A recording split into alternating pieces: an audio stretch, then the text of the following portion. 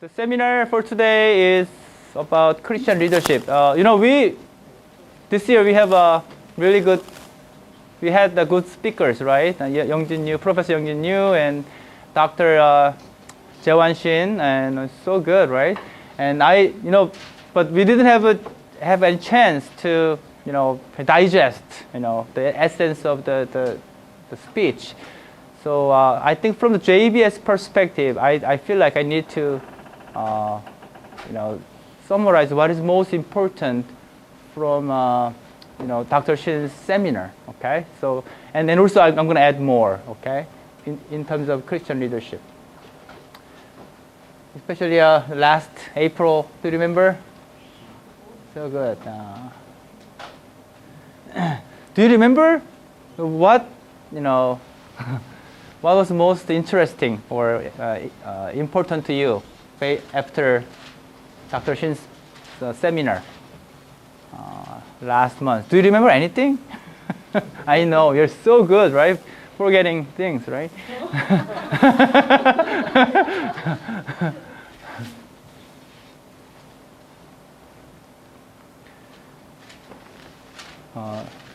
One thing that you kind of You changed this lab in 2008? 2003, right? 2003? Yes. Yeah. That's sorry. And thank you so much. You asked the best question, right? At the end. Actually, all of his seminars and including Q&A is posted on our website. So I strongly encourage you to go there and review or watch the videos. But today I want to discuss 3 issues of Christian leadership based on his speech. And one is, again, what is it? Okay. And second, this is very important. This is really important tension or balance that we need to learn in Christian leadership. It applies everywhere. If you want to apply Christian leadership, this issue comes up every moment.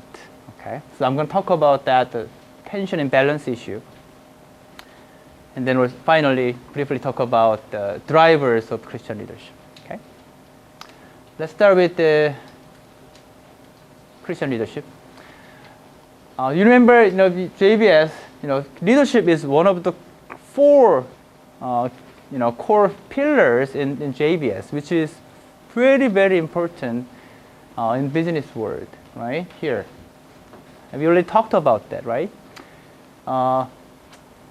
Actually, if you go out there in business world, there's so many leadership approaches and styles you will observe, and also you will be taught. Okay, actually, business school, I'm teaching leadership courses. I'm teaching that all the time. What's the most effective leadership approach and style? Because they want to know, because that makes results in business world. They want performance. So the business world is pushed, in pursuit of profits and results, right? So they know that leadership is so important. That's why for the last 100 years, there's so much research has been done in this area. I can show you like this book. Like this is kind of summary book is like this thick. So let me just name you what kind of leadership approaches have been studied in academic only. Okay, in practice there's more concept: directive leadership, authoritative leadership, democratic leadership, task-oriented leadership, relations-oriented leadership, visionary leadership, transactional leadership, charismatic leadership, situational leadership, versatile leadership, empowering leadership, consultative leadership, authentic leadership, ethical leadership. This is leadership. There's so many. Actually, I'm teaching these things in class. I'm not making up. Each of this is backed by years of research and practice. So many things out there. People understand how important leadership is. And finally, like there's self or super leadership, okay? And This is interesting. Servant leadership. Actually, this one is discussed, has been discussed in business world. Isn't it amazing? I'm going to show you this. This is the Journal of Management is kind of almost top tier journal in our field. 2011, last year came out. See, servant leadership, a review and synthesis. That means a lot of research has been done already. Because, business people took the Bible and applied in the business. The definition is this. Servant leadership is demonstrated by empowering and developing people. By expressing humility. Wow. In business, humility. Okay. And authenticity and interpersonal acceptance. Like forgiveness.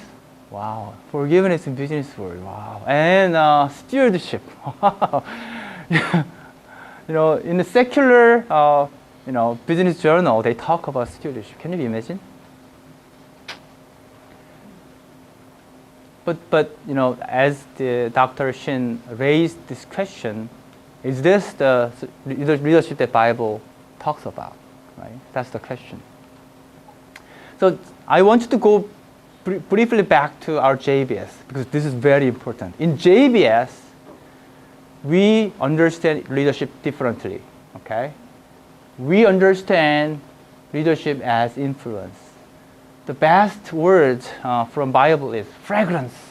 Okay, in the 2 Corinthians, we are the fragrance of knowledge of Him, and spread that fragrance everywhere. We are the aroma of Christ. That means it's invisible. Our leadership is invisible, but noticeable and influential. So when we understand leadership as influence, what happens is no one is free from leadership. Everyone is for everybody. Either consciously or unconsciously, we influence or we receive influence from to others. And when we take this perspective, Christian ministries are not limited to certain set of religious behavior, right? Instead, all aspects of our lives, including non-religious like business activities, can be effective means to carry out Christian ministry. Especially this gives us a perspective to understand the most important things in business world. That is the war or battle of influence.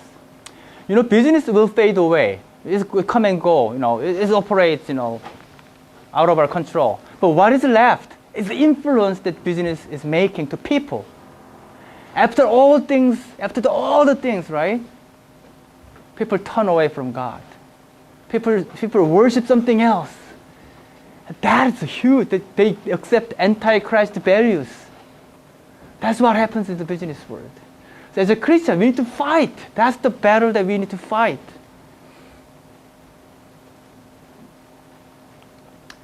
Especially when we understand Christian leadership, we are very clear. We are not talking about styles or approach. I show you a lot of approaches and styles. We're not talking about that. It's up to you. You can take any approach. I don't care, actually. Christian leadership is about our motivation and orientation. It's very fundamental motivation and orientation. It's very clearly spoken from Jesus. He said, even the Son of Man did not come to be served, but to serve, and to give his life as a ransom for many. Clearly, he said why he is here. What he is doing this is to serve, not to be served. It's very clear. The secular leadership motivation is to be served. The leader is at the center. He want to do whatever he wants. But in Christian leadership, the motivation is the other way around. We want to serve. If motivation goes wrong, no matter leadership style you take, I'm sorry, it's not Christian leadership. Servant leadership means, do you really want to serve? And second, the orientation is different. The end point is different. In secular leadership, the end point is to achieve your personal goals, your personal agenda, right? But in Christian leadership, the end goal is the kingdom of God, the purpose of God. So motivation, orientation. That's what distinguishes Christian leadership from other leadership. That means, do you have Christian leadership? Yes. If your intention is to serve people, not to be served, to build the kingdom of God in business world, you are qualified. You are qualified, regardless of your leadership skills, abilities, and styles. That's the bottom line in business, in JBS, okay? So you're with me, right? So it reminds you.